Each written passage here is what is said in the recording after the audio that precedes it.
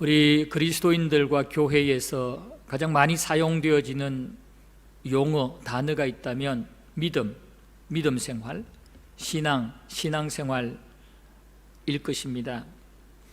여러분은 믿음 또는 신앙이 무엇이라고 생각하십니까? 믿음은 우주 만물을 지으신 하나님의 그 창조주 되심과 또 하나님이 그 창조물들을 홀로 통치하시는 주권자 되심을 믿고, 또 범죄한 우리 인간들을 예수님이 이 땅에 오셔서 십자가에 달려 죽으심으로 구원자가 되심을 믿는 것이 믿음입니다. 그리고 신앙입니다. 그리고 믿음 생활, 신앙 생활이라는 것은 믿고 있는 그 하나님을, 또 믿고 있는 그 예수님을 우리가 인정하고 전적으로 하나님의 말씀에 순종하고 예수님이 원하시는 뜻대로 살아가는 생활이 믿음 생활이고 신앙 생활입니다.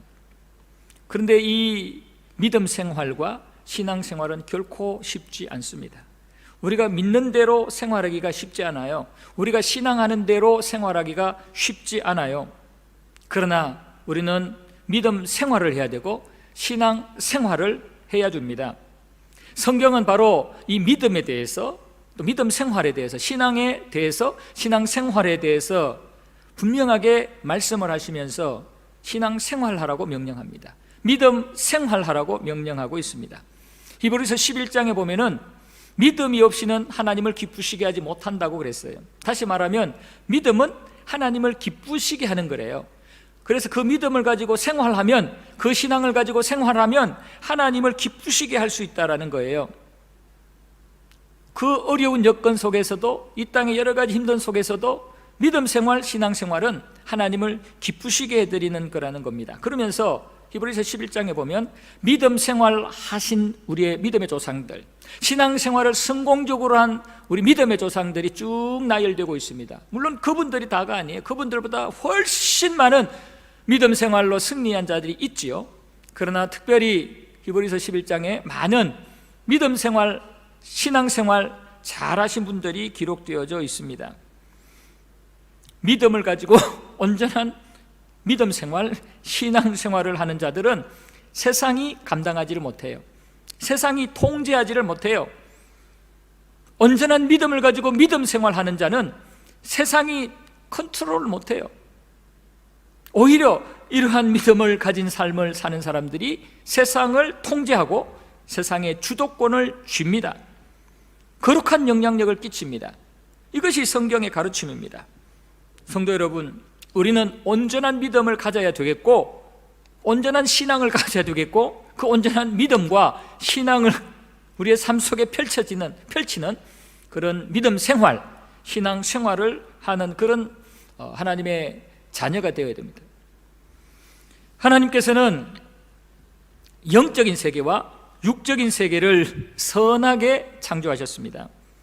그러나 영적 세계에서 하나님이 창조하신 일부 천사들이 타락하게 됩니다. 그래서 하나님을 배신하고 도전하는 세력이 생깁니다. 사탄과 귀신들입니다. 그리고 이 육적 세계, 우리 인간 세계에서도 먼저 타락한 이 영적 타락한 사탄의 세력들이 하나님의 그 피조물인 인간들을 유혹을 하고 시험을 해서 결국은 첫사람 아담과 하와가 거기에 넘어가게 되고 하나님의 말씀에 불순종하게 됨으로써 하나님께 버림받는, 하나님 나라 밖에 하나님의 원수가 됩니다. 그러나 하나님은 이러한 육체적 세계의 인간들의 타락을 그냥 두지 아니하시고 그들 중에 하나님의 백성을 구별하시고 선택을 하십니다.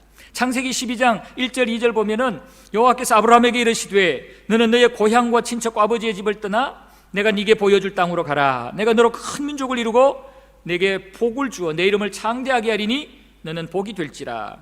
하나님의 백성들을 구별하시겠다는 거예요. 하나님의 원수인 인간들 중에서 하나님의 백성을 구별하시겠다는 거죠. 이사야 43장 10절 나 여호와가 말하노라 너희는 나의 증인 나의 종으로 택함을 입었나니 이는 너희가 나를 알고 믿으며 내가 그인 줄 깨닫게 하려 함이라. 나의 전에 지음을 받은 신이 없느니라 나의 후에도 없으리라. 하나님께서 타락한 인간들 중에서 하나님의 증인, 하나님의 종들을 특별하게 선택하시겠다는 겁니다. 그래서 이 하나님의 증인과 종들을 통해서 하나님이 오직 유일한 참신이라는 사실을 믿게 만들고 많은 사람들에게 증거하게 만들겠다라고 말씀을 합니다. 에베소서 1장 4절 5절에 보면은 고 창세전에 그리스도 안에서 우리를 택하사 우리로 사랑 안에서 그 앞에 거룩하게 하고 흠이 없게 하시려고 그 기쁘신 뜻대로 우리를 예정하사 예수 그리스도로 말미암아 자기의 아들들이 되게 하셨다 그럽니다. 우리를 창세전에 예정하셔서 하나님의 백성, 하나님의 아들, 자녀가 되게 하셨다는 거예요. 구별하셨다는 겁니다. 수많은 타락한 버림받은 자들 중에서 하나님께서 이렇게 구별을 하셔서 하나님의 나라 이스라엘 백성들을 세우시고 또 신약시대 교회와 우리 그리스도인들을 구별해서 세우셨다는 겁니다. 그리하여 이 땅에 이스라엘 민족이 생기고 이 땅에 교회가 생기게 된 것입니다. 그런데 이 이스라엘 민족과 교회는 하나님께 택함을 받지 못한 이 원수들, 하나님의 원수들의 공격과 유혹을 계속해서 받게 됩니다.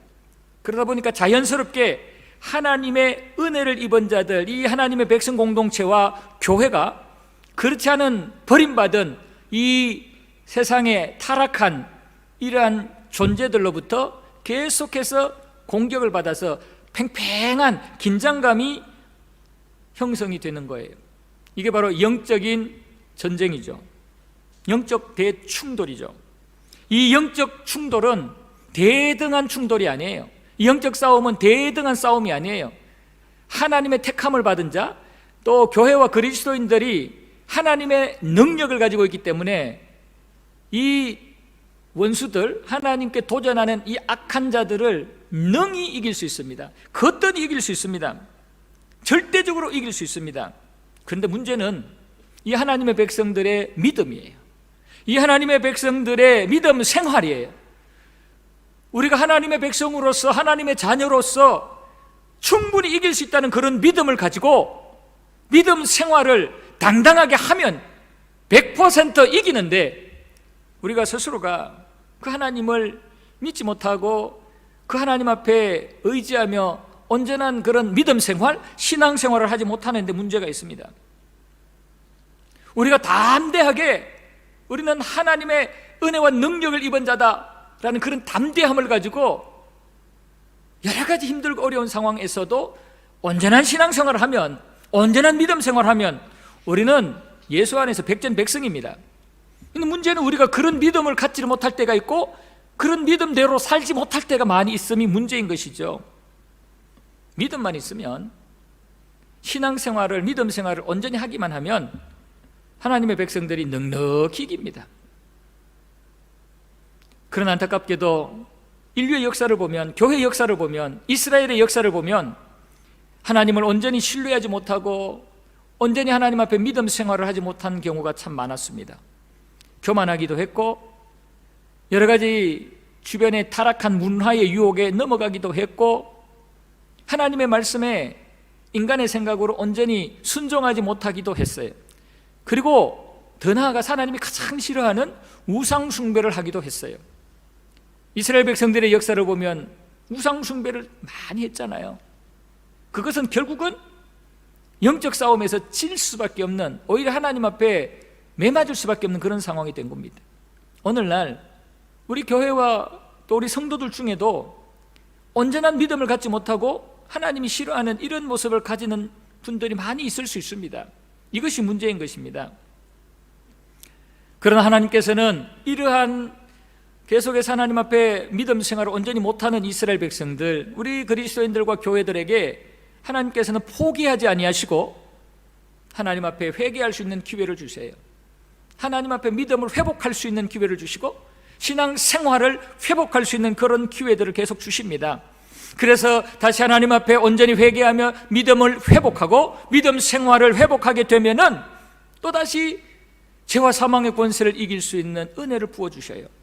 로마서 8장 1절 2절에 보면 그러므로 이제 그리스도 예수 안에 있는 자에게는 결코 정죄함이 없나니 이는 그리스도 예수 안에 있는 생명의 성령의 법이 죄와 사망의 법에서 너를 해방하였기 때문이라고 그래요.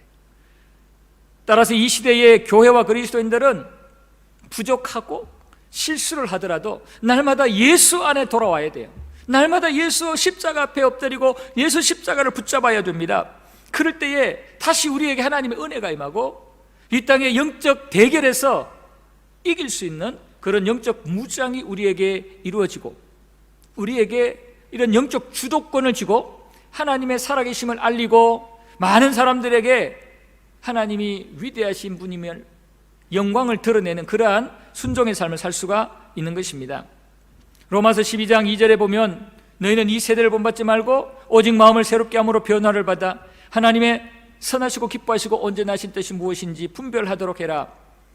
우리가 하나님 앞에 온전한 이런 믿음 생활, 신앙 생활을 하기 위해서 날마다 회개하고 몸부림을 칠 때 실제로 이러한 생활을 할 수가 있는 거예요. 고린도전서 15장 57절 보면 우리 주 예수 그리스도로 말미암아 우리에게 승리를 주시는 하나님께 감사한다. 이 세대를 본받지 않고 하나님의 뜻대로 살려고 우리가 믿음 생활을 잘 하려고 몸부림을 치면 예수 그리스도 안에서 우리에게 승리를 주신대요. 승리를 주셔서 영적 주도권을 쥐고 하나님이 원하는 그러한 믿음의 삶을 우리가 살 수 있게 하신다, 그렇게 말씀을 합니다. 성경 속에 보면은 참 어려운 상황 속에서도 이런 하나님을 향한 절대 믿음과 믿음 생활을 한 사람들, 영적 주도권을 쥐고 하나님의 살아계심을 알리고 하나님께 영광을 돌린 사람들이 많이 등장하는데 그 중에 한 사람이 다니엘입니다. 다니엘은 나라가 망했죠. 이 남쪽 유다가 바벨론에 의해서 망했습니다. 그리고 포로로 바벨론에 잡아갈 때 이 다니엘은 포로로 잡혀간 자입니다. 그러니까 나라가 망했고 포로의 신분이기 때문에 다니엘은 어떤 영향력을 행사할 수 있는 인간적인 그런 조건은 전혀 없습니다. 그냥 기죽고 살아야 됩니다. 승전국인 이 바벨론의 느부갓네살이 시키는 대로 그냥 따라가야 될 그런 조건에 있었어요. 그러나 다니엘은 그 포로의 신분이고 나라는 망했고 아무것도 인간적인 배경이 없는, 나를 지켜줄 그런 백이 없는 상황인데도 다니엘은 주도권을 놓치지 않아요. 자신의 삶의 주도권을 하나님께 둡니다. 하나님께 두고는 어떤 상황에서도 다니엘은 하나님이 원하는 대로 살려고 하지 바벨론 왕이 요구하는 대로 바벨론의 문화에 그냥 죽은 물고기처럼 끌려다니는 그런 모습으로 살아가지를 않았습니다. 다니엘은 왕의 진미를 비굴하게 얻어먹는 거지 같은 그런 마음을 갖지 않아요. 그거 먹어서 하나님 앞에 이거는 부끄러운 짓이다 생각을 하고는 과감하게 그것을 포기합니다. 그리고는 아주 평범하거나 그 이하의 식물들을 섭취합니다. 다니엘 2장 27절 28절 보면 다니엘이 왕 앞에 대답하여 이르되 왕이 물으신 바 은밀한 것 다니엘 1장 8절 다니엘은 뜻을 정하여 왕의 음식과 그가 마시는 포도주를 자기로 더럽히지 아니하리라 하고 자기를 더럽히지 아니하도록 환관장에게 구하니 그랬습니다. 왕의 음식이니까 얼마나 진수성찬이고 맛난 음식이겠어요.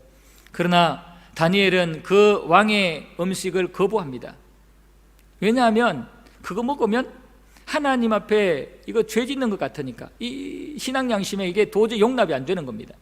그래서 당당하게 그 왕이 주는 음식을 거부합니다. 그러니까 왕의 통제 안 받겠다는 거예요. 왕의 영향력에 끌려 들어가지 않겠다는 겁니다. 그리고 느부갓네살이 꾼 꿈을 해석해 줄 때도 다니엘은 왕 앞에서 당당하게 이 모든 꿈을 해석하는 지혜는 나 스스로에게서 온 것이 아니라 하나님으로부터 온 것입니다 하고는 당당하게 밝힙니다. 다니엘 2장 27절 28절입니다.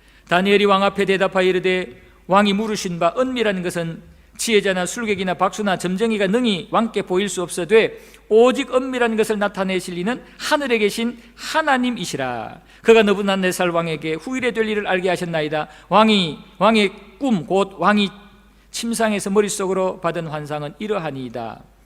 다니엘은 왕 앞에서 왕이 꾼 꿈을 이 땅의 모든 지혜자들이 해석을 못했는데 해석할 수 있는 분은 하나님, 인간 중에는 없습니다. 오직 하나님뿐입니다 하고는 하나님께서 나에게 지혜를 주셔서 그 꿈을 해석하게 하는 겁니다.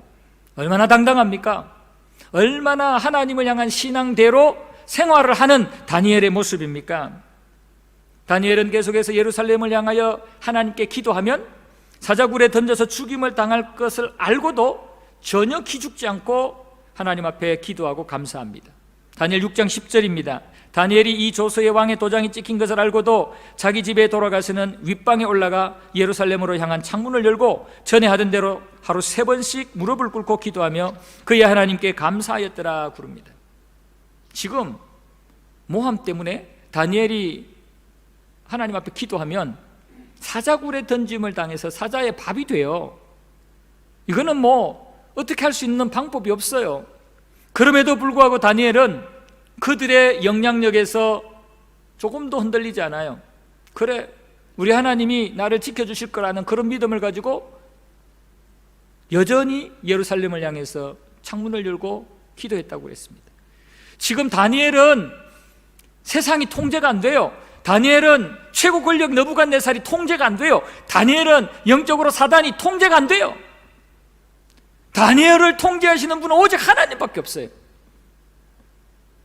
그럴 때 다니엘은 왕은 바뀌었는데도 다니엘은 여전히 건재합니다. 왕들은 큰 소리 뻥뻥 치고 최고 권력을 가졌다가 그 왕권의 왕좌에서 쫓겨나도 다니엘은 그 자리에 계속 있어요. 신하들은 바뀌어도 여전히 주도권을 다니엘은 쥐고 하나님의 영광을 드러내는 삶을 살고 있어요. 지금 이 시대는 우리 그리스도인들과 교회들이 영적 주도권을 쥐고 살기가 참으로 어려운 시대입니다. 그렇지만 분명한 것은 이런 시대일수록 우리가 영적 주도권을 잡고 하나님이 살아계심을 드러내는 다니엘과 같은 이런 모습의 삶을 살아야 됩니다. 말세가 될수록 사단은 아주 교활하고 치밀한 유혹과 공격을 가해 옵니다. 우리가 깨어있지 아니하면 언제든지 영적 주도권을 빼앗겨서 하나님의 영광을 가리고 전혀 하나님이 원하는 그러한 경건의 모습들을 드러내지 못할 수 있습니다. 특히 지금 코로나19로 인해서 우리 하나님의 백성들이 너무 두려워하고 있고 너무 기죽고 있습니다. 움츠리고 있습니다. 이러한 혼란스러울 때 우리가 생각해야 볼 것은 과연 나는 신앙을 제대로 가지고 있느냐, 믿음을 제대로 가지고 있느냐, 그리고 그게 맞는 신앙생활, 믿음생활 제대로 하고 있느냐, 세상의 분위기와 환경에 질질 끌려다니고 있지는 않느냐, 다니엘과 같은 정말 하나님이 나의 배경으로 삼고 영적 주도권을 세상에 뺏기지 않고 신앙생활 제대로 하고 있느냐, 이걸 우리가 점검해 볼 수 있어야 된다는 겁니다. 그러다 보면 손해도 볼 수 있고 오해와 미움도 받을 수 있습니다. 따돌림을 당할 수도 있습니다. 그렇지만 우리는 이런 때일수록 단순하게 하나님의 말씀에 전적으로 순종하는 태도를 취해야 됩니다. 복잡하게 생각할 것이 아니라 하나님의 말씀대로 하나님이 우리에게 요구하시고 명령하시는 대로 우리가 순종하는 그러한 태도를 취해야 된다는 것입니다. 이것이 우리가 가야 될 십자가의 길이고 주님을 닮아야 되는 본받는 삶의 모습이라는 것입니다. 우리가 이렇게 어려움 속에서도 단순하게 주님이 가신 그 길을 간다는 마음으로 말씀에 순종하며 하나님이 원하는 그 뜻을 추구하며 살아가게 되면 세상이 우리를 감당하지 못합니다. 이러한 자가 결국은 영적 주도권을 다니엘처럼 쥐게 되는 것입니다. 그래서 하나님께 영광을 돌릴 수 있게 되는 것입니다. 성도 여러분, 세상 환경 여러 가지 막 우리를 목을 죄는 것 같아도 그것들보다 더 월등한 비교할 수 없는 그런 능력을 가진 분이 우리의 아버지 하나님이시고 또 십자가에서 승리하신 우리 구주 예수님이십니다. 우리 안에 거하시는 성령님이십니다. 이것을 믿고 여러분 영적 주도권을 이제는 더욱더 강력하게 잡고 다니엘과 같은 그런 신앙 생활을, 믿음 생활을 할 것을 다짐할 수 있기를 바랍니다. 다니엘에게 도움을 호소하는 느부갓네살을 봅니다. 인간적으로 보면 느부갓네살이 최고 권력자예요. 세계 최강대국의 왕입니다. 지금 느부갓네살은 자기 시대의 전성기를 누리고 있습니다. 국내외적으로 느부갓네살을 감히 도전하는 세력이 없습니다.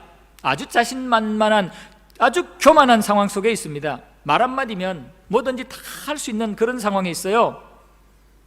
그런 교만한 느부갓네살 왕에게 하나님은 두 번째 꿈을 주시면서 경고의 메시지를 주셨습니다. 그 꿈을 꾼 이 왕은 분명히 꿈을 꿨는데 이게 해석이 안 되는 겁니다. 왕 스스로도 해석이 안 되고 또 그 큰 나라의 지혜자들을 총동원했습니다. 술객, 술사, 박수, 점쟁이 막 이런 자들을 다 동원했지만 이 왕의 꿈을 해석할 수가 없는 것입니다. 왜냐하면 왕이 꾼 꿈은 하나님의 계획과 뜻이 메시지가 담겨있는 꿈이기 때문에 인간이 해석할 수가 없는 거예요. 하나님의 계획과 뜻은 인간의 지혜와 능력으로는 풀 수 없잖아요. 그러니까 하나님이 이 왕에게 꿈을 통해서 하나님의 계획과 뜻을 계시하신 것이기 때문에 인간들이, 지혜자가 아무리 노력해도 안 돼요. 결국 왕은 최고 권력자고 당시 세계 최고의 왕인데도 결국은 무명의 힘도 없는 다니엘을 부릅니다. 다니엘에게 찾아와서 다니엘에게 도와달라고 요청을 합니다. 본문 18절입니다. 나 느부갓네살 왕이 이 꿈을 꾸었나니 너 벨드사사라 그 해석을 밝히 말하라. 내 나라 모든 지혜자가 능히 내게 그 해석을 알게 하지 못하였으나 오직 너는 능히 하리니 이는 거룩한 신들의 영이 내 안에 있습니다. 모든 것 다 가졌던 이 느부갓네살 왕이 지금 아무것도 갖지 못한 다니엘에게 와가지고 설설 기고 있어요. 다니엘아, 지금 내가 꿈을 꿨는데 나도 모르겠고 내 나라의 모든 지혜자들에게 물어봐도 모르겠다. 너밖에 없다. 네가 좀 도와다오. 지금 다니엘에게 아쉬움을 토로하는 거예요. 왕의 솔직한 마음은 이방인이고 포로인 다니엘에게 이런 아쉬운 소리 하고 싶었겠어요? 자존심도 상하고 뭐 그렇겠죠. 그러나 어쩔 수 없는 거예요. 왜냐하면 자기들의 능력으로는 이 꿈을 해석할 수가 없으니까. 그래서 어쩔 수 없이 다니엘에게 부탁을 하고 있는 겁니다. 다니엘에게 호소를 하고 있는 것입니다. 성도 여러분, 지금 이 땅에 하나님을 모르는 사람들이 권력도 가졌고 물질도 가지고 이 땅에 여러 가지 부귀영화를 다 가지고 누리는 것 같지만 그들은 바로 느부갓네살과 같은 이런 자예요. 그들이 하나님께서 한번 탁 움직이시면 그 어떤 하나님의 문제에도 이들은 스스로 해결할 능력 없어요. 영생의 문제 해결할 수 없어요. 죽음의 문제 해결할 수 없어요. 이 땅에 여러 가지 죄의 결과들의 문제 해결할 수 없어요. 영적인 공허함과 갈증, 아무리 종교를 만들고 별의별 짓을 해도 해결할 수 없어요. 결국은 그들은 아무것도 할 수가 없어요. 하나님 앞에 나오지 않으면, 하나님의 은혜를 입지 않으면 아무것도 할 수 없어요. 저들을 부러워할 필요도 없고 그들을 두려워할 것도 없어요. 우리에게는 그 모든 저들이 할 수 없는 것을 할 수 있는 하나님이 계십니다. 모든 문제들의 정답을 가지고 계시는 예수 그리스도가 계시기 때문에 우리는 절대로 저들을 부러워하거나 저들 앞에 머리 숙일 필요가 없어요. 우리는 영적인 여유를 가지고 기다리면 돼요. 니들 결국은 지옥에 떨어지고 결국은 너희들 불못에 떨어져서 영원한 괴로움과 고통 속에 살아야 돼. 우리는 이 영적 원리와 질서를 알기 때문에 그냥 저들이 아무리 큰 소리치고 세상에서 지금 육체적 엔조이를 하더라도 절대로 부러워할 필요가 없어요. 그냥 영적 여유를 가지고 우리는 기다리고 있으면 돼요. 어떤 상황 속에서도 먼저 당황하거나 두려워하지 말고 떨지 말고 부러워하지 말아야 됩니다. 항상 기뻐하고 쉬지 말고 기도하고 범사에 감사하며 살다 보면은 세상 사람들이 와서 좀 도와주세요. 당신은 아무것도 없는데 어떻게 그렇게 평안합니까? 어떻게 그렇게 당당하게 아주 재미있게 사십니까?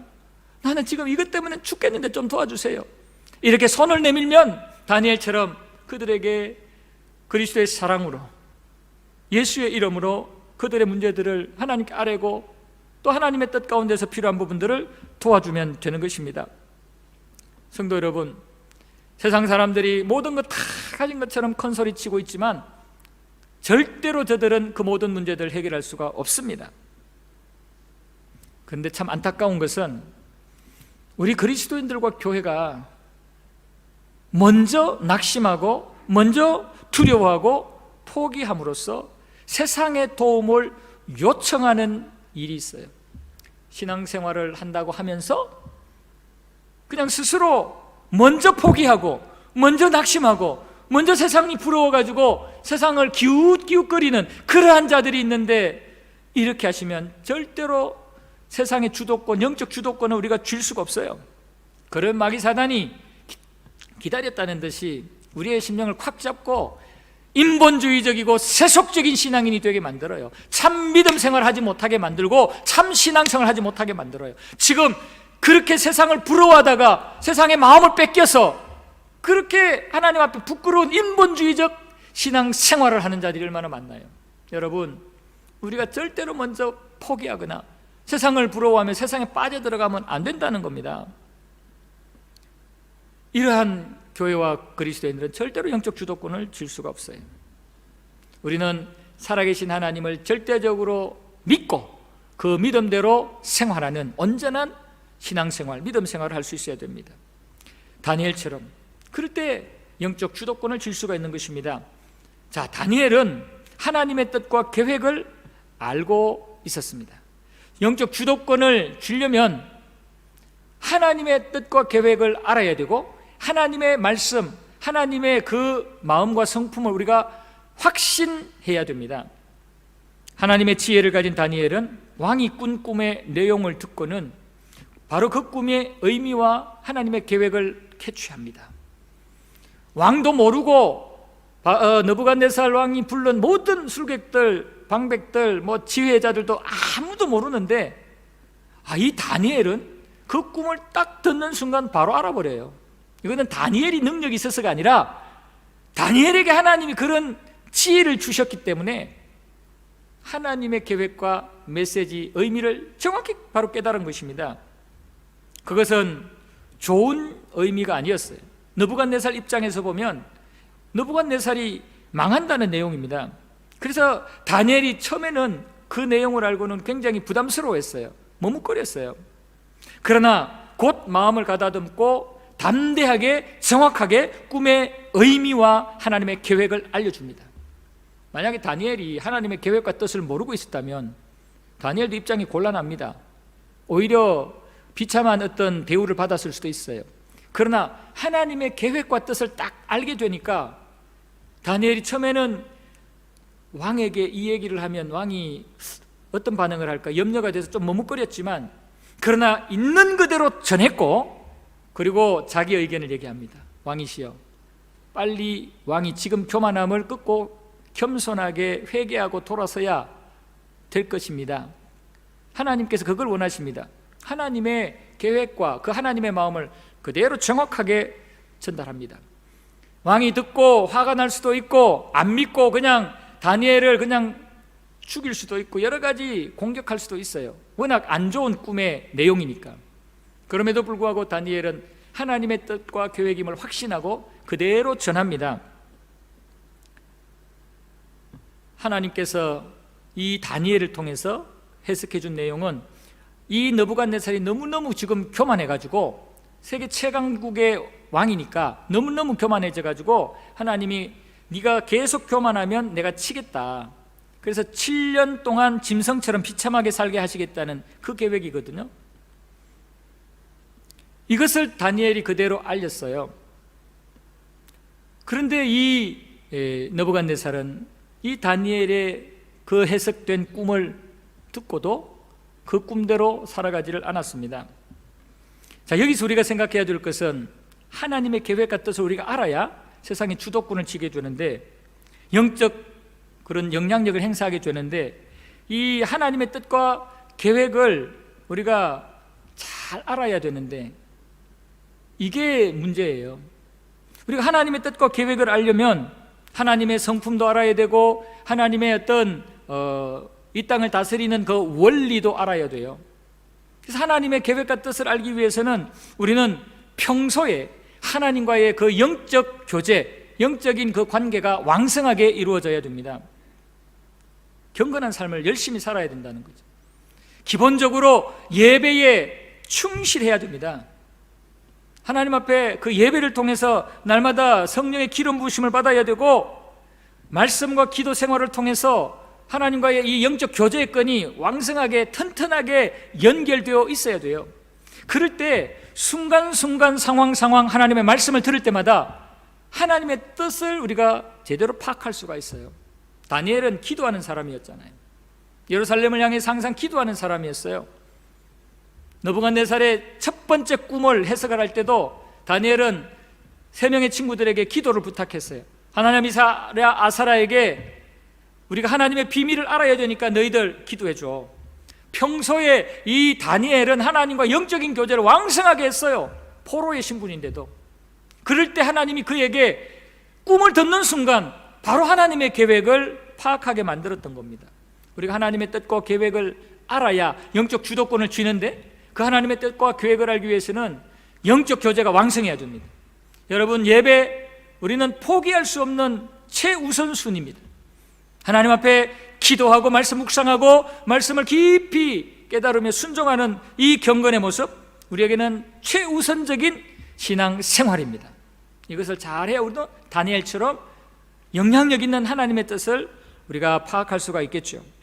그리고 그런 하나님의 말씀과 뜻과 하나님의 성품과 이 모든 것들을 안다면 그 하나님의 주권과 섭리에 우리가 순종하는, 하나님의 말씀에 순종하는 삶을 살아야 됩니다. 하나님의 뜻과 계획에 우리는 무조건 순종하는 자가 되어야 돼요. 알면서도 하나님이 무엇을 원하는지, 어떤 말씀을 우리에게 주셨는지 알면서도 순종하지 않으면 하나님의 뜻과 계획을 아는 자라고 할 수도 없고, 그 다음부터는 하나님께서 네가 순종 안 하는데 하고는 말씀을 끊어버리십니다. 평소에 하나님의 뜻과 계획대로 우리가 이 땅에 순종하는 삶을 살 때, 사랑의 삶을 살고 공의의 삶을 살고 하나님이 원하는 그런 사명자의 삶을 살아갈 때 우리에게는 하나님의 말씀과 지혜를 깨달을 수 있는 그런 은혜와 능력이 생기는 것입니다. 다니엘이 하나님의 뜻과 계획을 잘 알 수 있었던 것은 하나님과의 영적 교제가 왕성했고, 하나님의 말씀대로 목숨 걸고 계속해서 순종하는 삶을 살았어요. 그럴 때에 아무도 몰랐던 하나님의 뜻과 계획을 듣는 순간 바로 깨닫게 되고, 그것을 가지고 영적인 영향력을 행사하는, 주도권을 지는 그런 모습을 가졌던 것입니다. 오늘 우리 교회와 성도들이 이 세상에서 주도권을 가지고 살려면 다니엘처럼 하나님의 뜻과 계획을 알아야 되고, 그러기 위해서 하나님과의 영적 교제가 왕성하게 일어나요. 예배와 기도와 말씀, 경건의 모습들에 우리가 충실해야 되고, 그 하나님의 말씀대로 우리가 먼저 순종하는 삶을 살아야 된다라는 것입니다. 그리고 우리가 생각할 것은 이런 영적 주도권의 결과가 어떻게 되느냐. 우리가 이 땅에서 하나님의 백성답게 믿음 생활을 열심히 했을 때 그 믿음 생활, 신앙 생활의 결과가 무엇이어야 되느냐. 그것은 하나님의 영광이어야 됩니다. 지금 오늘 본문에 보면 다니엘이 영적인 주도권을 쥐고 있잖아요. 영적 주도권을 쥐고 있는데 그 주도권의 결과가 다니엘이 영광을 받는 게 아니에요. 다니엘 자신이 어떤 큰 상급을 받으면서 모든 영광을 자기가 차지하는 게 아니에요. 그 영적 주도권의 결과는 하나님이 찬양을 받으시고 하나님이 영광을 받으시는 데 있습니다. 느부갓네살은 다니엘을 통해서 자신의 꿈의 의미를 깨닫게 되었지만, 그러나 그 꿈대로 순종하지를 않아요. 하나님께서는 꿈을 꾸게 하고 난 뒤에 1년 뒤에 그 꿈대로 이루어 가시거든요. 그러니까 1년의 기회를 주신 거죠. 이 느부갓네살이 회개할 수 있는 기회, 다니엘을 통해서 하나님의 뜻이 전달되었는데 그 뜻대로 회개하고 교만을 끊고 겸손해질 수 있는 기회를 1년을 주신 거예요. 그런데 이 느부갓네살은 그 1년 동안 순종하지 않았어요. 겸손하게 자신의 그 교만을 끊지 않았던 겁니다. 여러분, 하나님의 이런 그 기회를 주셨을 때 그 기회를 잘 놓치지 않고 순종하는 자는 지혜로운 자고요, 그 기회를 놓치는 자는 어리석은 자입니다. 성경에 보면 하나님이 주신 기회를 놓치는 어리석은 자들이 얼마나 많아요. 느부갓네살도 지금 1년이라는 기회를 줬는데 그 기회를 놓쳤어요. 만약에 스스로 겸손하고 낮아졌다면 하나님께서 굳이 교만한 자에게 주는 이 벌을 주실 필요가 없겠죠. 여러분, 지금도 마찬가지예요. 하나님은 우리에게 기회를 주시거든요. 그 기회를 우리가 하나님 앞에 엎드려서 겸손하게 회개도 하고 순종도 하고 돌이키고 개혁하고 우리의 신앙을 개선해가면 우리에게는 하나님의 은혜가 임해요. 우리는 지혜로운 자가 돼요. 그러지를 못하면 느부갓네살과 같이 되는 거죠. 그래서 1년 뒤에 이 느부갓네살이 회개하지 않으니까 하나님이 꿈에 말씀하시는 대로 비참하게 망하게 만들어버려요. 회개 기간을 놓친 느부갓네살은 하루아침에 신하들에게 버림을 당하게 되고 미치광이가 되어서 바깥에서 들판에서 짐승처럼 살게 됩니다. 그러다가 7년이 차게 되고 7년이 차고 이 느부갓네살에게 정상적인 정신이 돌아와요. 그 정상적인 정신이 돌아왔을 때 이 느부갓네살은 하나님을 인정하고 하나님을 찬양하게 됩니다. 본문 37절을 보시면 그러므로 지금 나 느부갓네살은 하늘의 왕을 찬양하며 칭송하며 경배하노니 그의 일이 다 진실하고 그의 행하심이 의로우심으로 교만하게 행하는 자를 그가 능히 낮추심이라. 하나님 앞에 자기의 교만함을 인정하고 하나님을 지금 찬양하는, 하나님께 영광을 돌리는 이런 모습을 가지게 됩니다. 다니엘이 주도권을 가지고 이 느부갓네살에게 꿈을 해석해주고 하나님의 메시지를 전달해주고 모든 것들을 행했지만 느부갓네살이 결국은 하나님의 뜻대로 회개하지 않고 그래서 결국은 미치광이가 되는 이런 모든 일들이 벌어지고 맨 마지막의 결과는 결국은 느부갓네살 입에서 하나님을 인정하게 되고 하나님 앞에 교만하면 이렇게 되는 걸 내가 깨달았다 하면서 하나님을 찬송하고 하나님께 영광을 돌리게 만들어요. 영적 주도권의 결과는 인간에게 있는 게 아니라 하나님께 있다. 모든 영광이 찬송이 하나님께 있다는 겁니다. 여러분, 우리가 이 땅에서 믿음 생활 열심히 하고 신앙생활 열심히 했을 때 그 모든 결과는 우리에게 오면 안 돼요. 모든 영광은 하나님께 올려야 돼요. 하나님께. 영적 주도권의 모든 열매는 하나님께 올릴 수 있는 그런 자가 되어야 됩니다. 여러분, 이 시대의 영적 주도권은 교회와 그리스도인들에게 있습니다. 하나님이, 우리 구주 예수님이 우리에게 이 영적 주도권을 주셨습니다.